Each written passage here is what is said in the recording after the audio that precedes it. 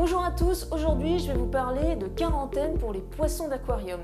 C'est un sujet dont on n'entend pas souvent parler et qui pourtant est essentiel en aquariophilie puisque vous éviterez ainsi d'avoir des catastrophes dans vos bacs. Alors la quarantaine pour les poissons, c'est quoi? C'est tout simplement mettre en isolement tous les nouveaux poissons que vous voulez ajouter à un aquarium qui possède déjà une population de poissons. Pourquoi isoler les nouveaux poissons pendant quelques jours? Tout simplement pour éviter d'apporter dans l'aquarium principal une maladie indésirable comme les points blancs par exemple qui pourraient décimer votre population de poissons en quelques jours seulement. La quarantaine est valable pour tous les poissons, eau douce, eau de mer, tropicale, peu importe, des cyclidés. Vraiment tous les poissons devraient passer une quarantaine avant d'être ajoutés à un aquarium qui a déjà des poissons. Évidemment, si votre aquarium est vide, vous n'avez pas besoin de passer par la case quarantaine. Alors je vous rassure tout de suite, il ne s'agit pas de mettre à l'isolement vos nouveaux poissons pendant 40 jours.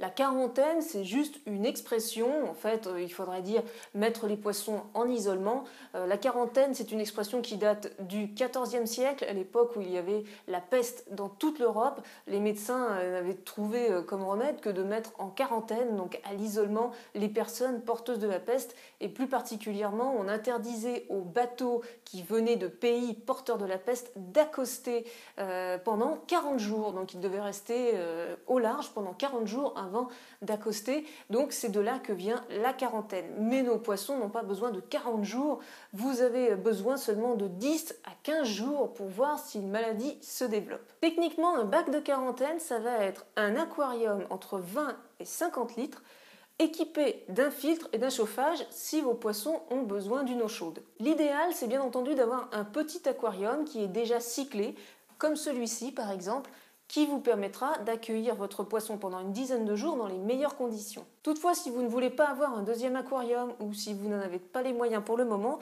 vous avez une solution qui est plutôt pas mal. Ça va être un bac de rangement comme celui-ci.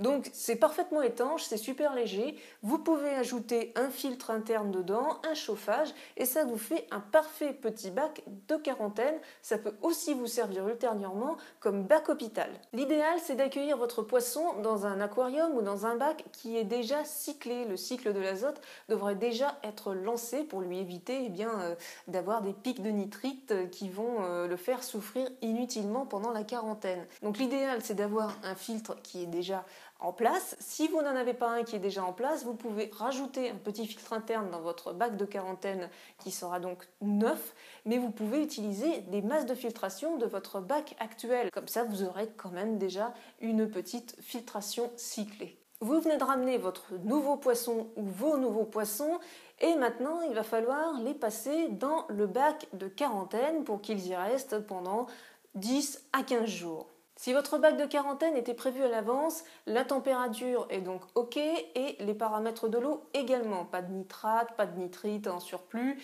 et cycle de l'azote lancé. Il vous suffit simplement de faire une acclimatation pour le bac de quarantaine. Si le bac de quarantaine n'avait pas été prévu à l'avance, il va falloir stabiliser la température avant d'acclimater vos ou votre poisson.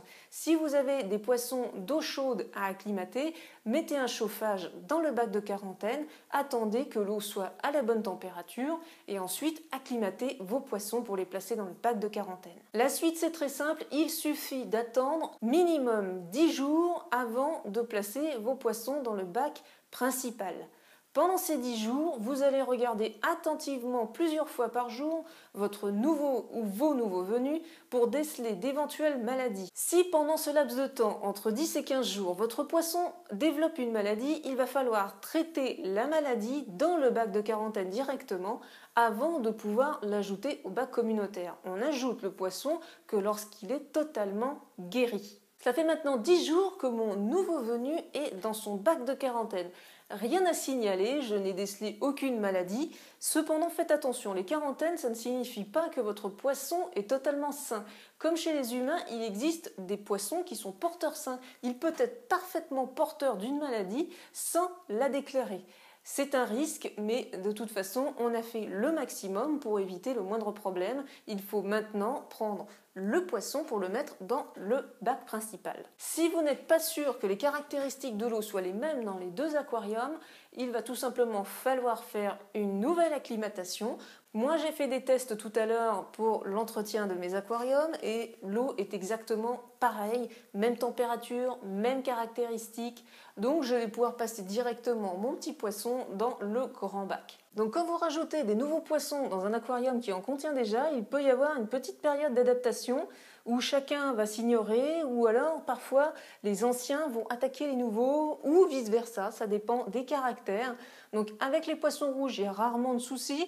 Là, ils vont se rencontrer, ils vont chacun trouver un endroit dans l'aquarium qui va leur convenir et puis ils vont faire leur petite vie tranquillement et s'adapter l'un à l'autre. Maintenant, je rallumerai l'aquarium dans 1 heure et je regarderai pendant plusieurs minutes si tout se passe bien au niveau du comportement et s'il n'y en a pas un qui est agressif avec l'autre.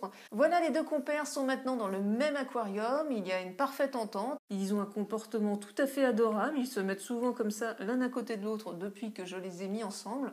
Le petit nouveau, c'est un queue frangé blanc et rouge, donc avec une jolie petite tache rouge bien symétrique sur la tête qui s'appelle Ruby. Voilà, maintenant nous avons les deux mascottes de la chaîne avec Mystique et Ruby. Vous les reverrez très bientôt dans d'autres vidéos, vous allez pouvoir suivre leur évolution et puis bien entendu, j'en referai plein de vidéos avec eux. Je vous dis à très bientôt, bullez bien!